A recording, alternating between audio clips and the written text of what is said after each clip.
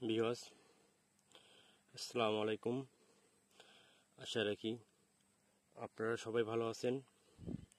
আমি যে খেতে চারা রোপণ করতেছি সেইটিতে আমি চলে আসছি অলরেডি। আপনারা দেখতে পাচ্ছেন কিছু চারা অলরেডি লাগানো হয়েছে।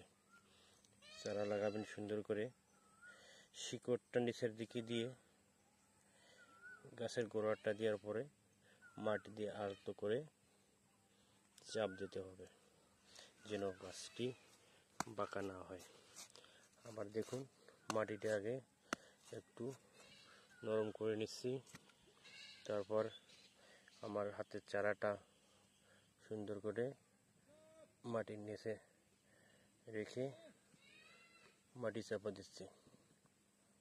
দেখেন, এভাবে আমি এক এক করে সকল চারা রোপণ করব। এই যে ভিউয়ার্স, দেখুন দেখুন, এই যে দেখুন।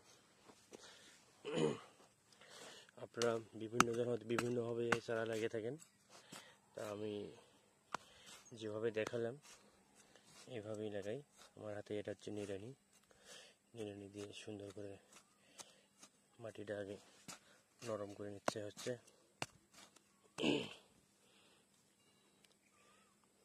ভিউয়ার্স দেখুন, এখানে এক জায়গায় দুইটা চারা, আগে আগাছাটা ফেলাই, আগাছা থাকলে আবার গাছটা ভালো হবে না, দুইটা আলাদা করে নিছি। এই দেখুন ভিউয়ার্স, মাটির নিচে গোড়ালিটা দেওয়া হয়েছে, এখন মাটি দিয়ে সুন্দর করে সোজা করে রাখা হলো। একটু পরে এটা পানি দেওয়া হবে।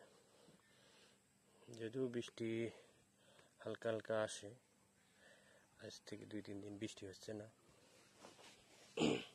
এই জন্য আমরা একটু পরে পানি দেব। এই যে আমার অনেক চারা আছে, এখন এই যে রোপণ করা হয়েছে। জানি না আপনাদের কেমন লাগছে চারাগুলো যখন জেগে উঠবে আপনাদেরকে আমি একটা ভিডিও করে দেখাবো কত সুন্দর হয়। ঠিক আছে, আপনারা আরও কোনো অভিজ্ঞতা দিতে চাইলে আপনারা আমার এই চ্যানেলের মাধ্যমে কমেন্টস করে জানাবেন।